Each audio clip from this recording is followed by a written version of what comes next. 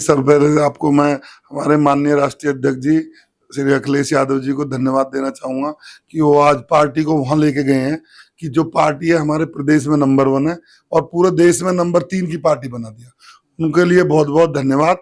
खुश होने की बात जहां तक है, जो लोग 400 पार चिल्लाते चिल्लाते आज दूसरों की बैसाखियों पे जो सबको पूरे देश को आत्मनिर्भर बना रहे थे, वो आज दूसरे पे निर्भर है। तो खुश होने की तो बात ही है। सरकार बन रही है, आप कह रहे कांग्रेस अपना कुछ सरकार बन रही है, प्रधानमंत्री सरकार बन रही है ना। मोदी जी प्रधानमंत्री बन रहे हैं ना। मेन मंत्रालय तो वो 4-4, 5-5 जो मेन मंत्रालय है उनकी तो लिस्ट दे दी उन्होंने। तो ये क्या रहेंगे, तो प्रधानमंत्री रहेंगे और कुछ ना बने, बाकी निर्णय तो दूसरे लोग लेंगे। ऐसी सरकार की जो आयु है वो बहुत अल्पायु होती है, वो 6 महीने 8 महीने चले, ये बहुत बड़ी बात है। ये कभी भी 5 साल पूरे नहीं करेगी। कितने मान रहे हैं, कितने महीने चले? मैं कह तो रहा हूँ, ऐसे इस तरह के जो बिल्कुल ऐसे अपवित्र गठबंधन है जो केवल और केवल जाति और धर्म पे मान के अफीम दो मजबूत नेता चंद्रबाबू नायडू और नीतीश हैं, साथ में आ गए, समर्थन भी दे दिया। दोनों ही नेता, इनके 6 महीने पुराने बयान पढ़ लो, इंडिया गठबंधन बनाने वाले, नींव रखने वाले ये दोनों ही थे। तो आप ज्यादा खुश होने की जरूरत नहीं है। बहुत जल्दी प्रदेश में भी, यहाँ भी जल्दी चुनाव होने वाले हैं और समाजवादी पार्टी पूर्ण बहुमत के साथ यहाँ से सबको उखाड़ के फेंक देगी। अयोध्या क्या कहेंगे?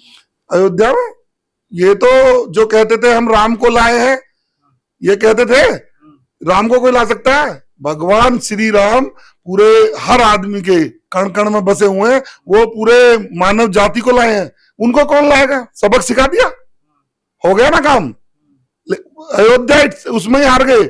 अब जो इसके कमेटी के चेयरमैन थे उनका सपुत्र लोकसभा चुनाव हार गए, इससे ज्यादा क्या होगा? और मोदी जी जो इतने बड़े भारी बहुमत से जीते थे, आज कितनी वोटों से जीते चुनाव बताइए? 11,000 वोटों से पीछे रहे 3 घंटे। तो मेरे हिसाब से नैतिकता में तो इनको ये पद लेना ही नहीं चाहिए। जनता का मैंडेट आया है कि मोदी जी प्रधानमंत्री ना रहे, चाहे कोई भी बन जाए, वो अलग बात है। इंडिया गठबंधन की भी मेहनत बहुत ज्यादा कारगर नहीं रही क्योंकि सरकार नहीं बना। इंडिया गठबंधन ने तो इनको आज इस स्टेज पे लाके खड़ा कर दिया है। जो लोग इनके कैबिनेट मंत्री अपॉइंटमेंट लेते थे और उनको नहीं मिलता था, आज देश के बड़े बड़े नेता उन लोगों से अपॉइंटमेंट ले रहे हैं मिलने के लिए, और वो दे नहीं रहे हैं। जो मंत्रालय की चर्चा है, जो मोदी जी के जो मजबूत मंत्रालय थे, उसकी डिमांड की है जो गठबंधन में, वो तो आप सब जानते हैं, सोशल मीडिया पे भी है, सबने अपनी लिस्ट दे रखी है बहुत लंबी चौड़ी।